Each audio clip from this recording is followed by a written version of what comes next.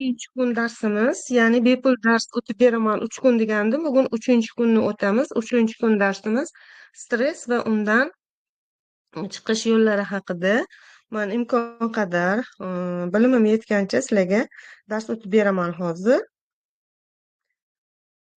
Xo'p, stress bu insonni xo'p, stress bu insonni ruhiy yoki jismoniy jihatdan kuchli bosim, xavotir va qiyinchilikka javob reaksiyasi bo'ladi. Ya'ni tana shunaqangi bir javob beradi. Ya'ni sizda ruhiy bosim bo'lsa, jismoniy jihatdan bir nihoyatda charchab ketsangiz, xavotir, qiyinchilikka tushganingizda tana menga qiyin bo'lyapti deb sizga signal beradi.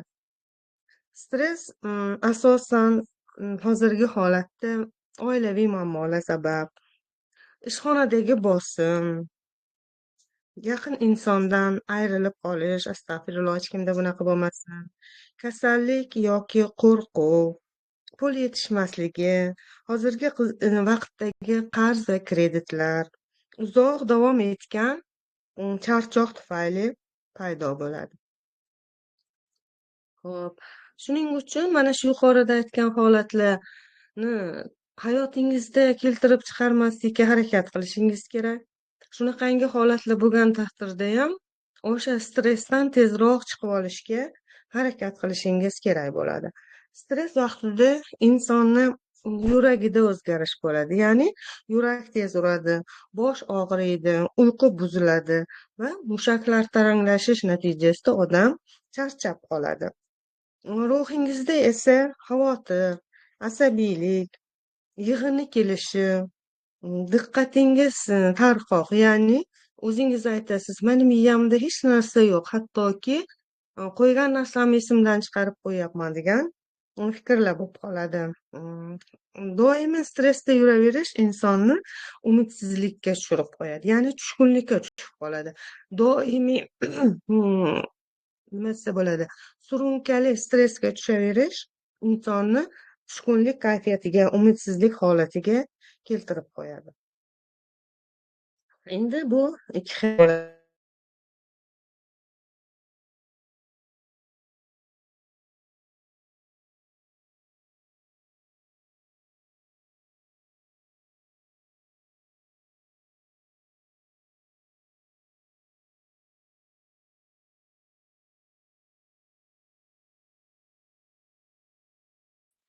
Siz uyda qisqa stress vaqtida siz bemalol uyda dam olib o'tiribsizda, onangiz keldi yoki turmush o'rtog'ingiz, tur, uyni tozalamaysanmi yoki ovqat qilmaysanmi deb sizga bir qattiqroq gapirib yubordi.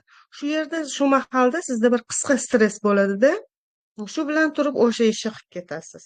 Bu sizni, mana shu stress sizni ichingizdan kelgan reaksiya sizni harakatga keltirib yuboradi.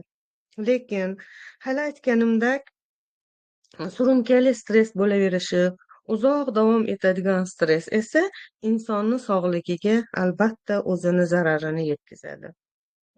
Asab kasalliklarini, yurak kasalliklarini, me'da kasalliklarini, tanada dog' paydo bo'lishi ham ko'proq stress tufayli bo'ladi.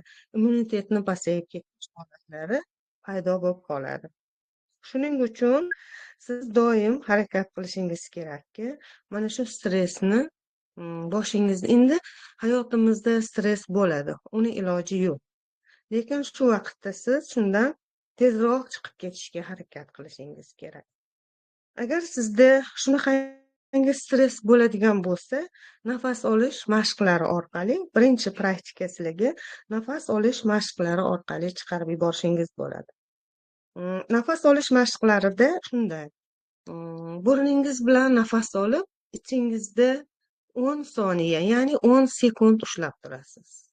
Xayolan ovoz chiqarmay 10 gacha sanaysizda, 10 sekund davomida nafasingizni ushlab turib, keyin og'zingiz bilan chiqarasiz. Mana shu og'iz orqali chiqarayotgan vaqtingizda nafasingizni sekin, 6-8 sekund mobaynida sekin chiqarasizda, xuddiki xayolan nafas chiqarayotganda stress chiqib ketyapti mandan deb xayolan o'tkazasiz. Mana shu nafas mashqini kamida 3 marta, ko'pi bilan 11 martagacha takrorlashingiz vaqtida siz stressdan xalos bo'lishingiz mumkin bo'ladi.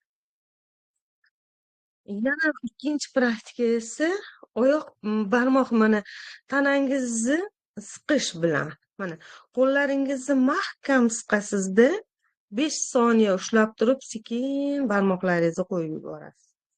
Oyoqlaringizni ham shunaqa qilasiz. Sekin oyoqlaringizni ham siqib, asta sekin qo'yib yuborasiz.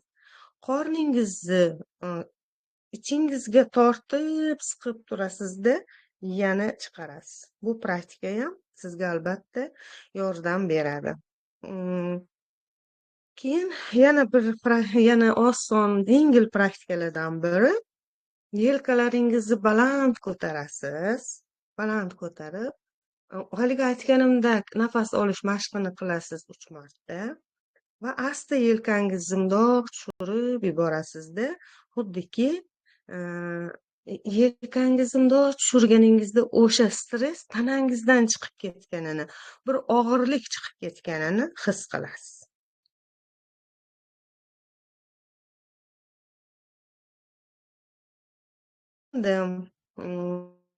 Orqali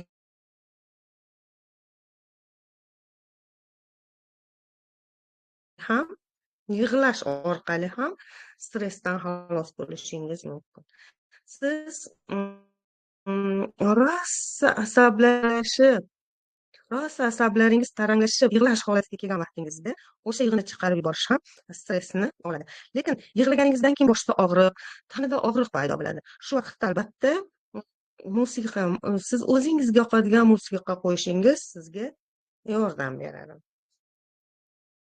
Va o'sha yig'ini chiqarib yuborganingizdan keyin yoki musiqa qo'yishingiz yoki bo'lmasam ko'kragingizga qo'lingizni qo'yib chuqur nafas olish mashqlarini qilishingiz ham sizga stressdan chiqishga yordam beradi. Albatta, shu stress bo'lgan vaqtda emas, mana bu mashqlarni qilib, tanangiz sal bo'shagandan keyin dush qabul qilishingiz maqsadga muvofiq bo'ladi. Lekin asabingiz taranglashib, stressda qaltirab turgan vaqtingizda dush qabul qilishingiz yoki basseynga tushishingiz mumkin emas.